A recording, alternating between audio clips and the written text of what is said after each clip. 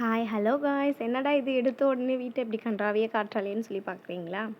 அது ஒன்றும் இல்லை, நான் பெற்ற செல்வங்கள் இருக்கு இல்லையா, அவர்கள்தான் யுவரானர் இவை அனைத்திற்கும் காரணம். நான் போயிட்டு மேலே மோட்ரு போட்டு வரத்துக்குள்ளே வீட்டை இப்படி கன்றாவே பண்ணி வச்சுருக்காங்க. இப்படி இருந்த வீட்டை இப்படி மாற்றின கதையை தான் நம்ம வீடியோவில் பார்க்க போகிறோம். அந்த மாதிரி ஒரு கோலத்தில் வீட்டை பார்த்து தலைவலி வரலன்னா தானே அதிசயம்.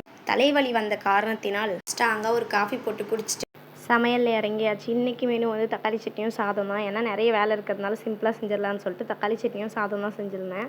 நடுவுலேயே டயர்டாக இருந்தனால ஜூஸ் போடலான்னு சொல்லிட்டு சாத்துக்குடி இருந்தது, அதை மிக்சியில் அடித்து அப்படி ஜூஸ் போட்டுடலான்னு சொல்லி பார்த்தா அதை கட் பண்ணவே முடியல. இவங்க பண்ணுற கொடுமையில் வாங்கினதே மறந்து தொலைச்சிட்டேன்.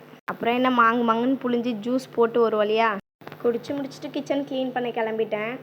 நான் எப்போல்லாம் வீடை வந்து நீட்டாக க்ளீனாக வச்சுக்கணும்னு நினைக்கிறோமோ அப்போ நம்ம பிள்ளைங்களுக்கும் அது பிடிக்காது, நம்ம சொந்தக்காரங்க நம்மளை சுற்றி இருக்கிறவங்களுக்கும் அது பிடிக்காது போல். ஏன் அப்படி சொல்கிறேன்னா, நம்ம எப்போல்லாம் வீடை வந்து மாங்குன்னு க்ளீன் பண்ணி நீட்டாக வச்சுக்கிறோமோ அப்போ யாரும் வரமாட்டாங்க. நம்ம எப்போல்லாம் அதை கேர்லெஸ்ஸாக விட்டுட்டு அப்புறமா பார்த்துக்கலான்னு சொல்லி நினைக்கிறோமோ அப்போ தான் வந்து சொந்தக்காரங்களுக்கு டான்னு மணி அடிக்கும் போல். அன்றைக்கி தான் வந்து நான் உங்களை பார்த்தே ஆகணும் ஒத்த காலில் நின்று நம்மளை வந்து பார்ப்பாங்க. அதுக்கு நடுவில் இவனும் எழுந்துட்டான்.